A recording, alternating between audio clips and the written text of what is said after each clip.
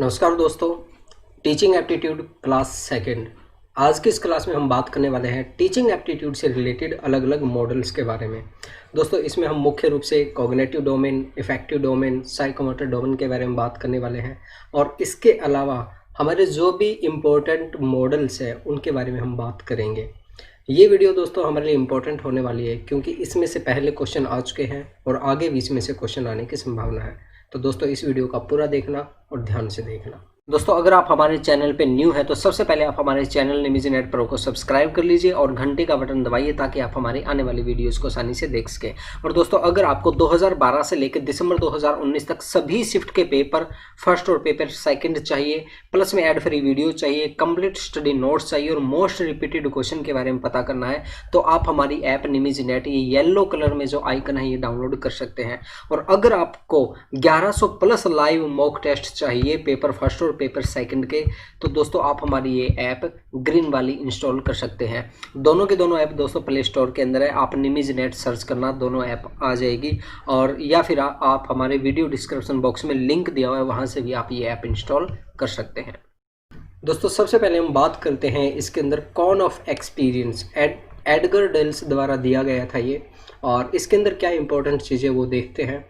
देखिए ये Edgar del द्वारा 1946 के अंदर शिक्षण में दृश्य श्रव्य विधियों पर अपनी पाठ्य पुस्तक में प्रस्तुत किया गया था। एडगर डेल ने दिया था 1946 के अंदर और इन्होंने अपनी पाठ्य पुस्तक में इसके बारे में बताया था, अलग अलग विधियों के बारे में बताया था कि किस तरह से बच्चा ज़्यादा से ज़्यादा सीखता है। और इसको हम दृश्य उपकरण के नाम से भी जानते हैं दोस्तों, विजुअल टूल भी इसको बोला जाता है। और इसके अंदर क्या होता है दोस्तों, इसके अंदर इस मॉडल में सीखने के लिए अलग अलग अनुभवों का वर्णन किया गया है कि हम सीखने के लिए क्या क्या चीज़ें यूज़ करते हैं, किस तरह से हम सीखते हैं।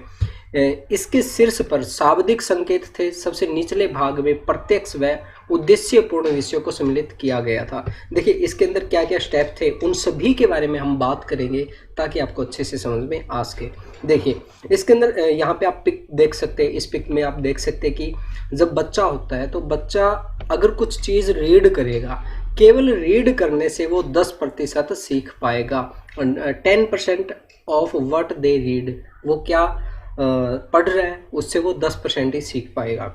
आगे हम बात करते हैं हियरिंग, अगर वो सुन रहा है, किसी की बात सुन रहा है तो वो 20% सीख पाएगा। और अगर वो व्यू इमेज, कुछ देख रहा है, कुछ चीज़ देख रहा है, चाहे वो फोटो चाहे वो वीडियो हो, तो उससे क्या वो 30% सीख सकेगा। 50% दोस्तों attend exhibit sites, watch demonstration, यानी कि अगर वो किसी साइट को विजिट करेगा और एग्जीबिशन वगैरह देखेगा या फिर कोई उसे डेमो दिखाएगा तो वहाँ पे वो 50% तक उसकी संभावनाएं बढ़ जाती है सीखने की। आगे हम बात करें दोस्तों 70% वो कहाँ से सीखेगा, participate in hand on workshop, अगर वो वर्कशॉप में पार्टिसिपेट करता है तो वो ज़्यादा से ज़्यादा सीख पाएगा। डिजाइन कोलैबोरेटिव लेसन, यानी कि उसके साथ मिल के कोई काम किया जाए, मिल के कोई वर्कशॉप किया जाए, प्रैक्टिकल वर्क किया जाए तो वो सबसे ज़्यादा सीख पाएगा 70%। और आगे हम बात करें 90% वो कब सीख पाएगा, मॉडल ए रियल एक्सपीरियंस और design perform a presentation, do the real thing, यानी कि वो क्या करेगा, वर्कशॉप करने के बाद में वो खुद उन चीज़ों को कर करके देखेगा, एक्सपीरियंस करेगा, बार बार अभ्यास करेगा। अगर कोई बच्चा अभ्यास करेगा उन चीज़ जो उसने सीखा है उसको वो रियल लाइफ में उतारेगा, उसको प्रयोग करके देखेगा तो दोस्तों वो 90% तक सीख पाएगा। तो दोस्तों ये इसके अंदर कुछ इंपॉर्टेंट चीज़ें हैं और इसमें से ये क्वेश्चन आ सकता है कि सबसे कौन ऑफ एक्सपीरियंस के अंदर सबसे कम कब सीखा जाता है। तो आप देख सकते हैं यहाँ पे जब बच्चा रीड करता है तो सबसे कम सीखता है और जब वो खुद रियल में उन चीज़ों को यूज़ करता है, एक्सपीरियंस करता है तो वो सबसे ज़्यादा सीख पाता है। तो दोस्तों आप यहाँ से देख लेना, ज़्यादा मुश्किल नहीं है, बिल्कुल आसान है, बिल्कुल आसानी से आपको समझ में आ जाएगा। आगे हम बात करते हैं दोस्तों, आगे हमारे पास बीएस ब्लूम द्वारा शिक्षण उद्देश्यों का वर्गीकरण। बीएस ब्लूम ने इसको हम ब्लूम्स टैक्सोनॉमी के नाम से भी जानते हैं। इसके अंदर क्या है कि शिक्षण के उद्देश्य, सीखने के क्या क्या उद्देश्य हो सकते हैं इसके बारे में इन्होंने बताया है। ब्लूम्स टैक्सोनॉमी 1956 में बनाया गया था और इसके अंदर और जो इम्पोर्टेंट चीज़ें वो हम देखते हैं दोस्तों। इसके अंदर क्या है, टेक्सोनॉमी का मतलब है वर्गीकरण। टेक्सोनॉमी का मतलब क्या है दोस्तों? वर्गीकरण, कैटेगराइज करना किसी चीज को। अंततः ब्लूम टेक्सोनॉमी शिक्षा को सीखने के रूपों और सत्रों के वर्गीकरण का एक प्रयास है। यानी कि जो सीखने की चीज है उनको अच्छे तरीके से डिवाइड किया गया, कैटेगराइज किया गया है, इसलिए इसको टेक्सोनॉमी बोला जाता है। और इन्होंने मुख्य रूप से 3 भागों के अंदर शिक्षा को डिवाइड किया है। सबसे नंबर 1 पे दोस्तों कोग्निटिव डोमेन, और नंबर 2 पे है अफेक्टिव डोमेन, नंबर 3 पे है साइकोमोटर डोमेन। दोस्तों ये तीनों की तीनों डोमेन हमारे लिए मोस्ट इंपॉर्टेंट है। इसमें से पहले क्वेश्चन आ चुके हैं, तो इसको आप अच्छे से देखना दोस्तों। और हम कोशिश करेंगे लाइव मॉक टेस्ट में इसमें जो भी क्वेश्चन आए हैं आज तक वो हम करवाने की कोशिश करेंगे। देखिए ब्लूम टेक्सोनॉमी का अगर आप ये ग्राफ देखना चाहें तो आप यहाँ पे ग्राफ देख सकते हैं, और ये सारी चीज़ें मैं अभी आपको स्टेप बाय स्टेप समझाने वाला हूँ, तो बने रहिए हमारे साथ इसके अंदर। देखिए अगर यहाँ पे हमने इंग्लिश में लिखा हुआ है, और अब हम बात करते हैं जो हमने 3 डोमेन की बात की थी, उन तीनों डोमेन के बारे में अच्छे से जानने की कोशिश करते हैं। नंबर 1 पे आता है दोस्तों हमारे पास कॉग्निटिव डोमेन, यानी कि ज्ञानात्मक क्षेत्र की बात करते हैं। इसके अंदर क्या होता है दोस्तों? ब्लूम ने संज्ञानात्मक पक्ष को 6 भागों में विभाजित किया है। देखिए एक चीज़ मैं आपको हमेशा कहता हूँ कि आप इंग्लिश में याद रखने की कोशिश करना, क्योंकि हिंदी के अंदर चेंज हो सकते हैं वर्ड्स। ये देखिए कॉग्निटिव डोमेन है, कॉग्निटिव डोमेन को ये ज्ञानात्मक क्षेत्र भी कह सकते हैं हम, और संज्ञानात्मक क्षेत्र भी कह सकते हैं, दोनों की दोनों एक चीज़ है। तो इन्होंने कॉग्निटिव डोमेन को 6 भागों में डिवाइड किया है, और वे सभी 6 भाग हम देखते हैं कि कौन क्या कहता है। यह प्रणाली सरल से जटिल तथा मूर्त से अमूर्त है। कॉग्निटिव डोमेन के अंदर क्या होता है? इसके अंदर हम सरल से जटिल और मूर्त से अमूर्त की तरफ चलते हैं। जो 6 पार्ट है इसके अंदर, इनके अंदर क्या है दोस्तों? नंबर 1 पे है दोस्तों ज्ञान या फिर नॉलेज। इसके अंदर क्या होता है? ज्ञान में हम विशिष्टताओं का ज्ञान, शब्दावली का ज्ञान, विशिष्ट तथ्यों का ज्ञान, प्रचलन तथा तारतम्य का ज्ञान, पद्धति, सार्वभौमिकता, तथ्य, यानी कि जो भी चीज़ें हमें मिल रही है, जिस चीज़ से हमें ज्ञान प्राप्त हो सकता है वो चीज़ें हम करने की कोशिश करते हैं, ज़्यादा से ज़्यादा ज्ञान लेने की कोशिश करते हैं। नॉलेज, जैसे नाम से पता चल रहा है, नॉलेज गेन करने की कोशिश करते हैं, जितनी ज़्यादा हमें इन्फॉर्मेशन मिल सके, नॉलेज मिल सके। नंबर 2 पे है दोस्तों बोध, अंडरस्टैंडिंग। नंबर 2 पे क्या होता है दोस्तों? जैसे सबसे पहले तो हमने इन्फॉर्मेशन ली, नॉलेज ली, अब उसको समझने की कोशिश करते हैं, भाई ये चीज़ ऐसे है तो क्यों है, ठीक है, अंडरस्टैंड करने की कोशिश करते हैं। नंबर 3 पे दोस्तों प्रयोग, एप्लीकेशन। इसमें क्या होता है? वास्तविक परिस्थितियों में प्रत्यय तथ्यों एवं सामान्यकरण का प्रयोग करना। यानी कि देखिए इसके अंदर क्या है? सबसे पहले हमने ज्ञान लिया, नॉलेज ली, उसके बाद में नंबर 2 पे उस नॉलेज को हमने समझा, नंबर 3 पे हमने उसको अप्लाई करके देखा, एप्लीकेशन में यूज़ करके देखा उसको कि किस तरह से ये यूज़ होती है या नहीं होती है। आगे हम बात करते हैं एनालिसिस, विश्लेषण। यानी कि अब हमने एप्लीकेशन में यूज़ भी कर लिया, अब उसका एनालिसिस करके देखते हैं कि क्या ये नॉलेज सही है या गलत है, किस तरह से उसका जब हमने यूज़ किया तो क्या रिजल्ट निकला उसका, यानी कि पूरा एनालिसिस करते हैं। आगे हम बात करते हैं दोस्तों नंबर 5 पे संश्लेषण। देखिए इसका मतलब क्या होता है? एक होता है विश्लेषण करना, एक होता है संश्लेषण करना। विश्लेषण के अंदर तो क्या होता है कि हम एक एक चीज़ को समझते, अच्छे से एनालिसिस करते उसको, लेकिन संश्लेषण के अंदर क्या होता है कि जो चीज़ें हमने समझी है, जो एक एक चीज़ें हमें समझ में आई है, उन सभी को इकट्ठा करके कुछ नया करने की कोशिश करते हैं। जैसे हमने छोटी छोटी चीज़ें सीखी है, अब हम ये देखते कि इन छोटी चीज़ों से हम क्या नया बना सकते हैं, क्या हम नया क्रिएट कर सकते हैं, कहाँ पे अपनी क्रिएटिविटी दिखा सकते हैं, ये मतलब होता है संश्लेषण का। और आगे हम बात करते हैं दोस्तों मूल्यांकन, इवैल्यूएशन। इसके अंदर देखिए नंबर 6 पे आता है इवैल्यूएशन, मूल्यांकन। जो भी हमने सीखा है पहले उसको पहले हमने नॉलेज ली, फिर अंडरस्टैंड किया, फिर उसको यूज़ करके देखा, फिर एप्लीकेशन किया, फिर संश्लेषण किया, तो ये सारी चीज़ें की, तो फिर हम लास्ट में रिजल्ट निकालते हैं कि क्या ये चीज़ वास्तव में सही है या गलत है, पूरा का पूरा उसका मूल्यांकन करते हैं। तो ये चीज़ होती है दोस्तों हमारा नंबर 1 में जो हमारी है कॉग्निटिव डोमेन है, ज्ञानात्मक क्षेत्र है इसके अंदर। और इसमें से वही मैं बता रहा हूँ दोस्तों, जो भी क्वेश्चन आए हैं वो हम लाइव मॉक टेस्ट में करेंगे, आप वीडियो देख लेना।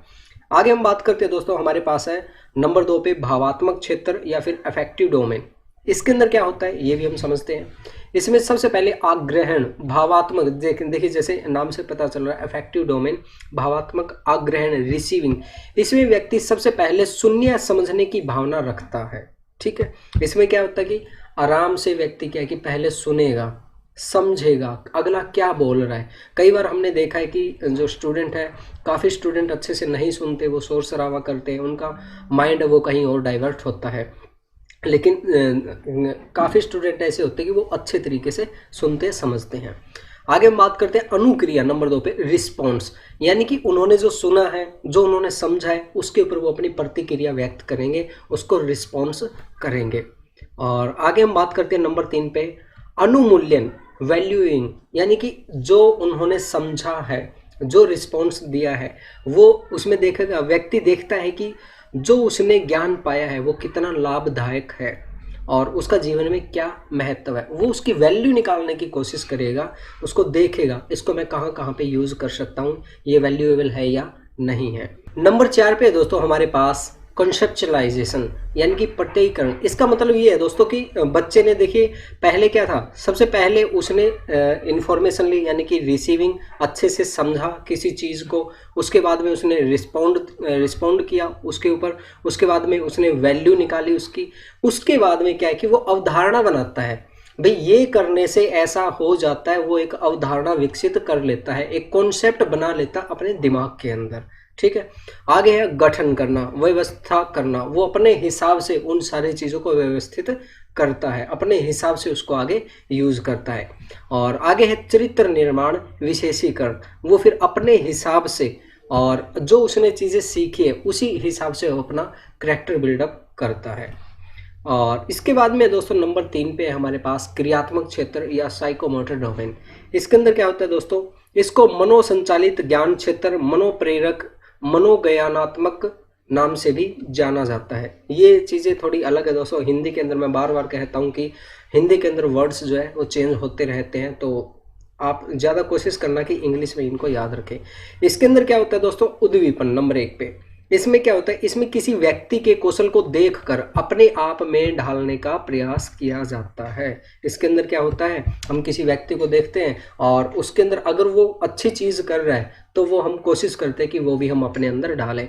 जैसे हमने देखा होगा कि बच्चे होते हैं, बच्चे किसी हीरो को देखते हैं, वो जिस तरह से फाइट करते हैं वैसे ही वो करने की कोशिश करते हैं और वैसा ही बनने की कोशिश करते हैं, तो ये क्या हो गया, उद्दीपन हो गया।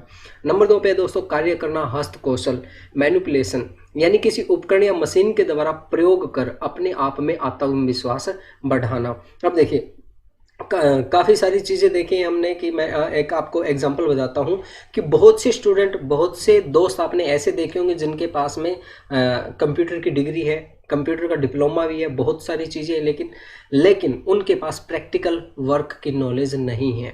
लेकिन जब तक वो प्रैक्टिकल काम नहीं करेंगे तब तक उनके अंदर कॉन्फिडेंस नहीं आएगा।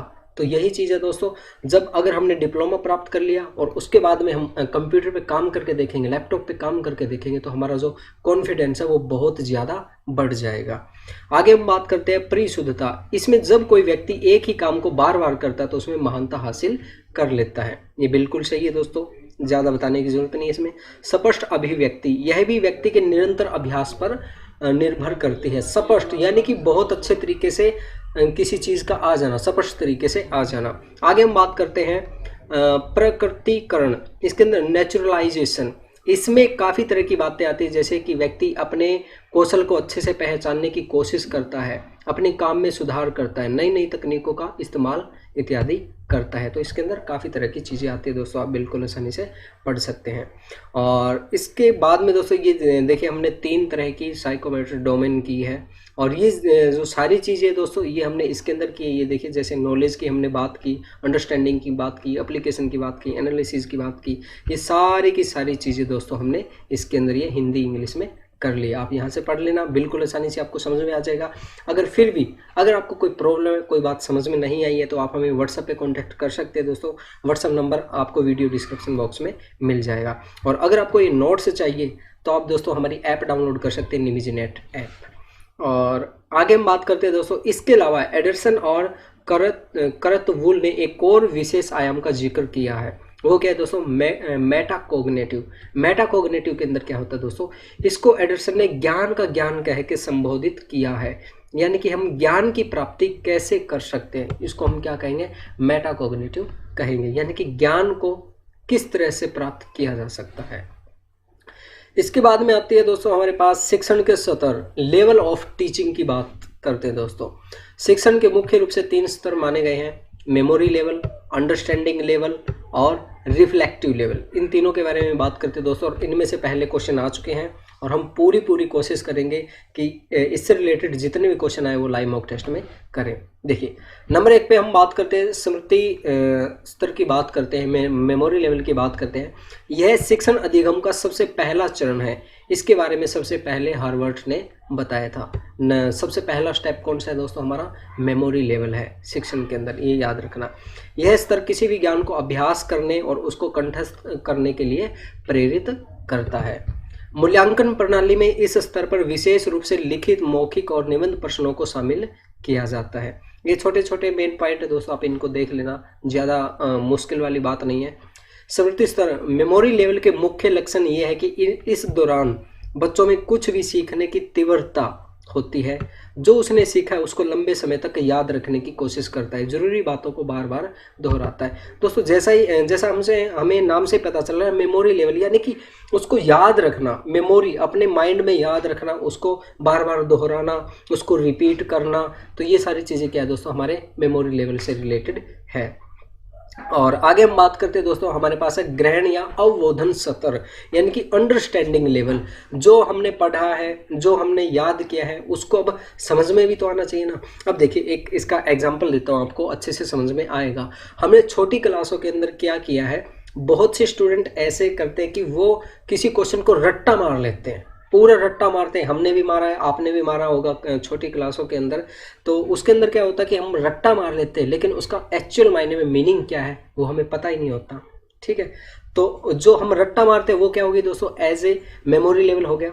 लेकिन आगे वो एक बात कहते ना, रट्टा मारी हुई चीज़ ज़्यादा समय तक टिक नहीं पाती हमारे दिमाग के अंदर, लेकिन अगर उसको हम अच्छे से समझ लेते हैं, उसके कॉन्सेप्ट को समझ लेते हैं, तो वो बहुत लंबे समय तक हमारे माइंड में रहती है। तो दूसरा जो लेवल आता है दोस्तों, वो आता है हमारा अंडरस्टैंडिंग लेवल आता है। इस लेवल पर बच्चा प्राप्त ज्ञान को अच्छे से समझने की कोशिश करता है। इसके बारे में मॉरिसन ने बताया था।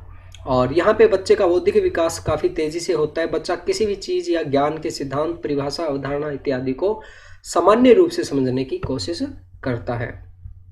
और इसके अंदर क्या है, जैसे जहाज कैसे उड़ता है, प्रधानमंत्री कौन होता है, कैसे बनता है, इत्यादि ये चीज़ें। अब देखिए बहुत सी चीज़ें ऐसे हैं कि राज्यसभा सांसद क्या होता है, ये देखिए हम नाम तो बहुत बार बोलते हैं, लेकिन बहुत कम लोगों को पता होता है कि कैसे बनते हैं, क्या इसका प्रोसीजर है, क्या है, कैसे है। ठीक है, तो ये काफ़ी कन्फ्यूज़न होते हैं और हम जानने की कोशिश भी नहीं करते। तो ये चीज़ है दोस्तों इसके अंदर। आगे इसमें यह विद्यार्थी और शिक्षक दोनों में किसी भी ज्ञान को अच्छे से आत्मसात यानी ज्ञान को अच्छे से समझने की क्षमता विकसित करता है। देखिए हम किसी चीज़ को अच्छे से समझ लेंगे तो सीधी सी बात है, हमारा जो ज्ञान का लेवल है वो काफ़ी बढ़ जाएगा। आगे हम बात करते हैं मूल्यांकन प्रणाली में विशेष रूप से छोटे प्रश्न, वस्तुनिष्ठ प्रश्न, निबंध प्रश्न शामिल किए जाते हैं। और इसके अंदर है दोस्तों नंबर 3 पे हमारे पास विमर्श या चिंतन स्तर, रिफ्लेक्टिव लेवल। देखिए रिफ्लेक्टिव जैसे नाम से पता चल रहा है, रिफ्लेक्ट करना किसी चीज़ को जो हमने सीखा है, इसको शिक्षण का उच्चतम स्तर माना जाता है। इसके बारे में सबसे पहले हंट ने बताया था। ठीक है, चिंतन स्तर, रिफ्लेक्टिव लेवल मुख्य रूप से स्मृति स्तर और अवबोधन स्तर पर निर्भर करता है। ये देखिए रिफ्लेक्ट कब कर पाएगा बच्चा, जो उसने सीखा है वो दूसरे पे यूज कब कर पाएगा, जब सबसे पहले उसे वो चीज़ याद होगी। नंबर 2 पे वो उसे समझ पाएगा, तभी वो किसी अगले व्यक्ति को समझा सकता है ना। तो ये चीज़ होती है रिफ्लेक्टिव लेवल के अंदर। इस स्तर पे शिक्षण की समस्याओं पर ध्यान केंद्रित किया जाता है। इस स्तर पे बच्चे की सोचने की क्षमता को विकसित किया जाता है ताकि वह अपने जीवन की समस्याओं को आसानी से सुलझा सके। मूल्यांकन प्रणाली में इस स्तर पर निबंध प्रश्नों के साथ विचार, भागीदारी, मनोवृत्ति को भी शामिल किया जाता है। ठीक है, तो ये हमारे दोस्तों कुछ इम्पोर्टेंट मॉडल थे और इसके अंदर हमने इम्पोर्टेंट मॉडल प्लस में ये किया था cognitive domain, effective domain, psychometric domain, तो मैं उम्मीद करता हूं दोस्तों आज की ये क्लास आपको अच्छी लगी होगी। अगर आपका कोई सवाल जवाब है तो आप हमें व्हाट्सएप पे कांटेक्ट कर सकते हैं या फिर आप हमें कमेंट बॉक्स के जरिए भी बता सकते हैं। और दोस्तों वीडियो को लाइक ज़रूर किया कीजिए, आप लाइक नहीं करते। आपका एक लाइक हमें आगे काम करने के लिए प्रेरित करता है। थैंक यू दोस्तों अगर आप चाहें तो हमारा पेड कोर्स भी ज्वाइन कर सकते हैं। इसके अंदर हम आपको बहुत अच्छे तरीके से स्टडी करवाएंगे। नंबर 1 पे दोस्तों हम आपको ऑल 10 यूनिट स्टडी नोट्स देंगे न्यू अपडेटेड सिलेबस के अनुसार, प्लस में सितंबर 2020 में जो क्वेश्चन आए हैं उसके अनुसार हमने ये नोट्स तैयार किए हैं। इसके साथ साथ दोस्तों हम आपको ऑल 10 यूनिट के वीडियोस देंगे, एड फ्री वीडियोज आपको मिलने वाली है। इसके साथ साथ नंबर 3 पे दोस्तों हम आपको 2012 से लेके दिसंबर 2019 तक सभी शिफ्ट के क्वेश्चन पेपर हिंदी इंग्लिश में विद आंसर की आपको मिलने वाले हैं। इसके साथ साथ दोस्तों हम आपको 2012 से लेके दिसंबर 2019 तक टीचिंग के क्वेश्चन अलग देंगे, रिसर्च के अलग देंगे, कम्युनिकेशन के अलग देंगे। इस तरह से सभी यूनिट के क्वेश्चन आपको अलग अलग मिलेंगे। इसके साथ साथ दोस्तों हम आपको मोस्ट रिपीटेड होने वाले क्वेश्चन के बारे में बताएंगे, प्लस में आपको नोट्स भी देंगे। इसके साथ साथ दोस्तों फ्री में हम आपको 2012 से लेकर दिसंबर 2019 तक old year question paper second भी देंगे विद आंसर की। और इसके साथ साथ दोस्तों हम आपका लाइव मॉक टेस्ट लेंगे यूट्यूब पे। तो दोस्तों अगर आपको एक कोर्स ज्वाइन करना है तो हमें जल्दी से जल्दी व्हाट्सएप नंबर पर मैसेज कीजिए या फिर लिंक हमने वीडियो डिस्क्रिप्शन बॉक्स में भी दिया हुआ है।